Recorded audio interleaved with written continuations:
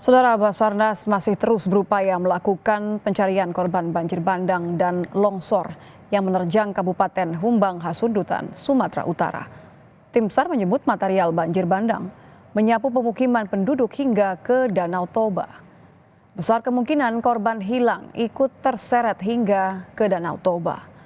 Selain melakukan pencarian korban di darat, rencananya tim Basarnas akan menurunkan penyelam dan alat pendeteksi korban tenggelam.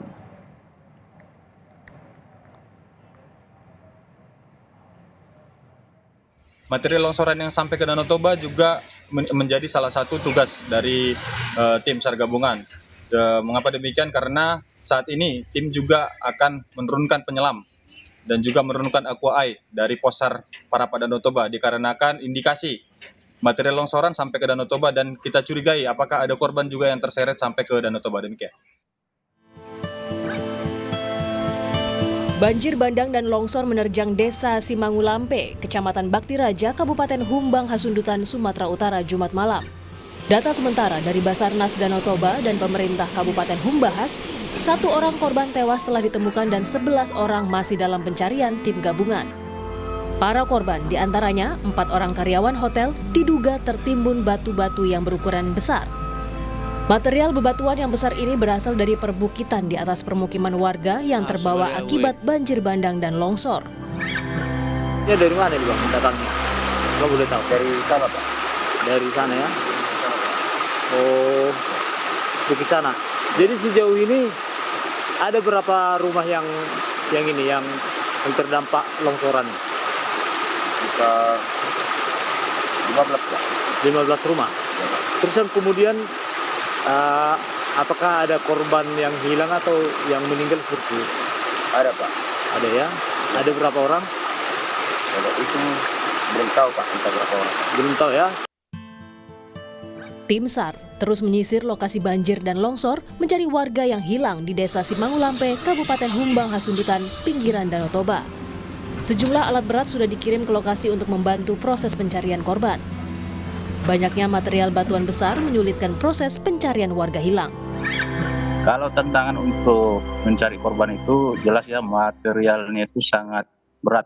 Batuan itu ukurannya itu sangat besar, sehingga upaya yang dilakukan itu harus melibatkan alat berat seperti eskavator, loader dan sebagainya gitu.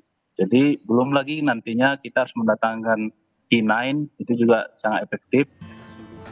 Pemkab Humbahas juga telah mendirikan dapur umum, pos, dan tim kesehatan serta alokasi air bersih untuk para warga terdampak. Tim Liputan, Kompas TV. Terkait banjir bandang yang menerjang Kabupaten Humbang Hasundutan, sudah ada jurnalis Kompas TV Armendo Sinaga. Selamat malam Armendo. Selamat malam Lydia. Armendo, ada perkembangan terbaru apa mengenai pencarian korban hingga malam ini?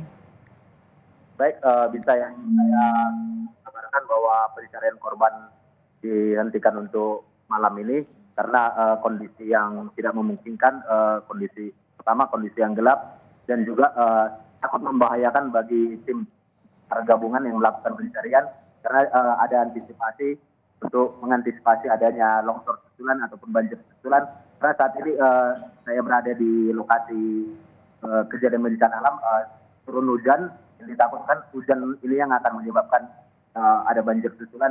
Jadi untuk mengantisipasi hal tersebut, pencarian dihentikan malam ini dengan kondisi 11 orang dinyatakan masih hilang dan 1 orang telah ditemukan namun kondisi meninggal dunia. Gitu ya.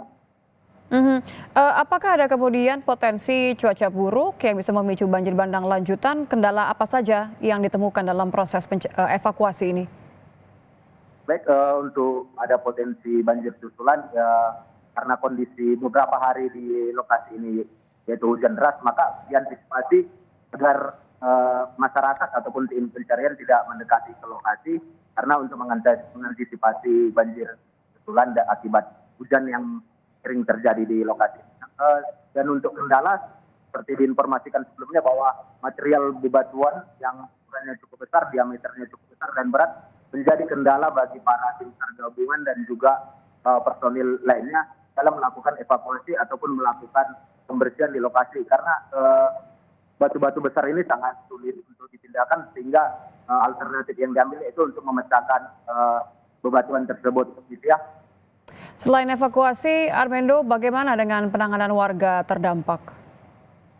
Baik, kalau untuk penanganan terdampak ada 2 posko yang telah disiapkan oleh pemerintah Kabupaten Humbahas untuk posko penampungan kepada sekitar 140 warga yang terdampak, yaitu pertama di Kecamatan Kantor Camat Bakti Raja ada sekitar 80 warga terdampak yang mengungsi di tempat tersebut dan di gereja HKBP setempat ada sekitar 60 orang warga tempat yang mengungsi ke daerah tersebut. Namun pemerintah Kabupaten Humbahas juga menyediakan dapur umum dan juga ketersediaan air bersih. Dan juga untuk di lokasi telah berdiri beberapa posko-posko dari pihak dari Brimob, TNI ataupun hal lainnya. Gitu ya. Terakhir Armendo, bagaimana dengan rencana evakuasi atau apa saja yang akan dilakukan oleh petugas esok hari?